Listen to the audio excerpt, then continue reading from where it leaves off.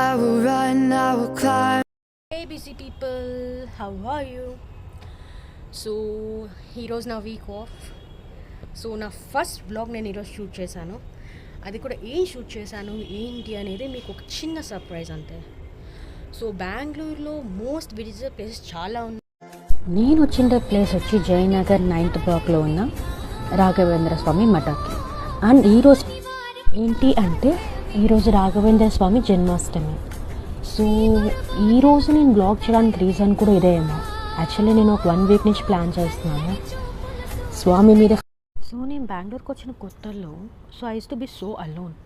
ఆ టైంలో నా లైఫ్లోకి ఒకరు వచ్చారు. వాళ్ళే నాకు చెప్పారు, నువ్వు దేవుడిని నమ్ము, ఆ దేవుడు ఎప్పుడు నీ వెనకాలే ఉంటారు అని. వాళ్ళే నన్ను ఈ టెంపుల్కి కూడా తీసుకుని వచ్చారు. కొంతసేపు దేవుని చూసి అదేదో తెలియని మన ప్రశాంత్ అనేది ఆటోమేటిక్గా. సో రాఘవేంద్ర స్వామిని దర్శనం చేసుకున్న తర్వాత నేను వేరే ప్లేస్కి వెళ్ళాను. ఆ ప్లేస్లో వెళ్ళేటప్పుడు ఈ చెర్రీ ట్రీ అనేది నాకు కనిపించింది. సో ఆ ప్లేస్ ఏంటి ఎక్కడని చూడండి. నేను చెప్పేది ఏది వినిపించదు మీకు, బట్ ఇప్పుడే రాఘవేంద్ర స్వామి టెంపుల్ నుంచి వెళ్ళడం అయిపోయింది. సో నేను నెక్స్ట్ పార్ట్కి వచ్చాను. ఐ విల్ షో నేను ఎక్కడికి వచ్చాను. ప్లేస్ వచ్చి శ్రీ గోవర్ధన కృష్ణ. ఇదేంటి అంటే టోటల్ టెంపుల్ వచ్చి లైక్ కృష్ణుడు పుట్టిన ప్లేస్ ఎలా ఉంటుంది అనే కాన్సెప్ట్ రన్ అవుతుంది. సో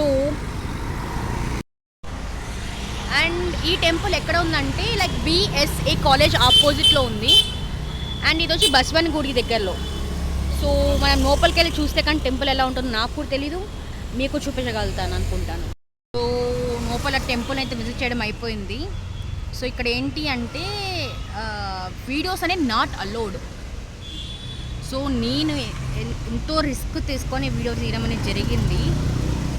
అండ్ సో ఇక్కడ ఏంటి అంటే నేను ఎవరికి కనిపించకూడదు అని చెప్పి ఫాస్ట్గా వెళ్తున్నాను.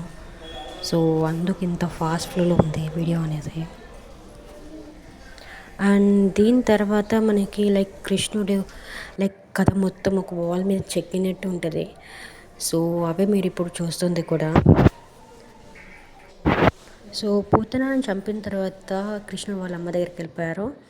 అండ్ ఫైనల్లీ ఇక్కడ గోవర్ధన గిరినెట్టిన టెంపుల్ టైం అన్ని టైమ్స్ అయిపోయింది కాబట్టి ఇట్స్ మూవీ టైం.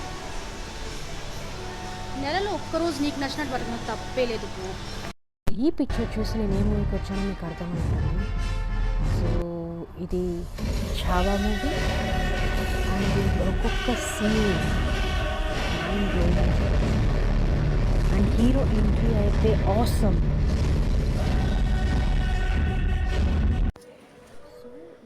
సో ఈ మూవీ ఏంటి అంటే లైక్ ఒక మహారాజు యుద్ధంలో ఉన్నప్పుడు కూడా ప్రజలు ఎలా కాపాడుకోవాలి ఏంటి అని. అండ్ ఇది పిల్లలకి చాలా మంచి మూవీ అయితే నేనైతే రెఫర్ చేస్తాను.